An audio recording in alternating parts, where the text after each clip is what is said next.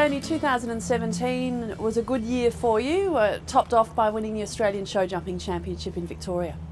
Yeah, it was. That was sort of my main goal for the year, was to win the Australian Championships. The year before, he just came back from Europe. We didn't really have a good preparation, but he managed to win there, but sort of just. And then we had this time I sort of had a proper lead up and had all the time in the world. And yeah, I feel like when I really wanted him to jump well, he jumped really well and he won it quite easy, really. So I was really happy with that. And then yeah, my other goal was the World Cup here at SIAC, which I probably didn't have him quite 100%, and yeah, he was probably 90%, and I think, which is why I think we were second, but Billy won there. So yeah, overall it was a good year, second in the World Cup League, and yeah, won the Oz Champs.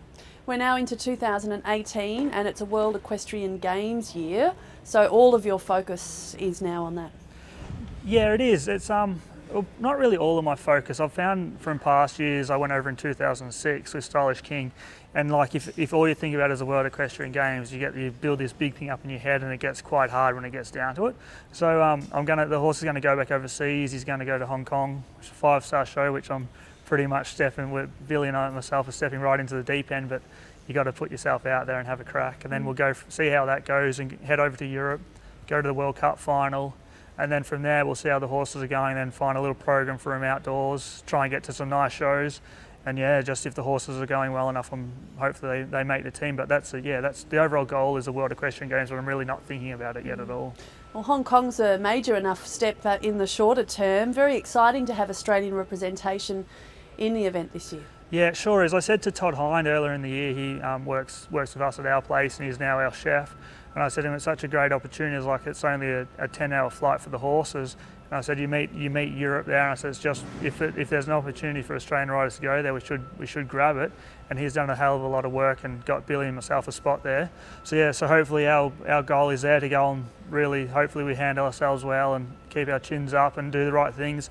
And hopefully in the years to come, other people from Australia can head to Hong Kong, because it's a good opportunity for us. And importantly, it sets the horses on the actual journey to the Northern Hemisphere. Yeah, it does. It breaks the trip up a little bit for them.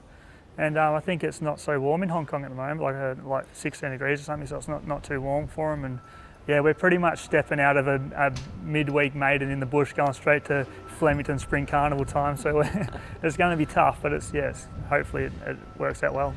I haven't done it this way before. Normally it's just one go there, but it's a hell of a long time on the plane for them. So yeah, hopefully they get over to Europe feeling pretty good. What happens in Hong Kong will set the agenda quite significantly for the following months. What's the rough plan at this stage? Yeah, well, I'll see how the horse jumps at Hong Kong. He's coming off, and haven't done a show here since before Christmas. We gave him a jump in the indoor today, which they jumped not too bad. So depending on how the horse jumps there, and I've also put in for a couple of wild cards. I'm not sure if I'll get a spot at the 5-star shows or not, but if I get an opportunity to go to another 5-star, I definitely will. Or apart from that, I'll probably just give the horse a little break when he gets there, and then find some 2 or 3-star shows to do just before the World Cup final. And you yourself, how much time do you plan to spend based overseas between now and the World Equestrian Games in September? Well, I'm going to try and come back home quite a bit. We've got, me and my wife Jamie have a 12-week-old baby at the moment. So I sort of want to be in Australia for a good bit of the time, but I'm travelling around with Billy, and Holly, who works for us, is also really good, and we're basing at Eve Hootakers, who I've trained with before. So I'm just taking one horse, so a lot of the time I'll leave the horse there for those guys and hopefully get home for a good bit and do some shows around here as well. To represent Australia at the World Equestrian Games, you know what that's like. What would it mean to get there again this year in triumph? Yeah, it would mean a lot. The last time I went was on Quiet Cassini, which was a horse that we didn't own.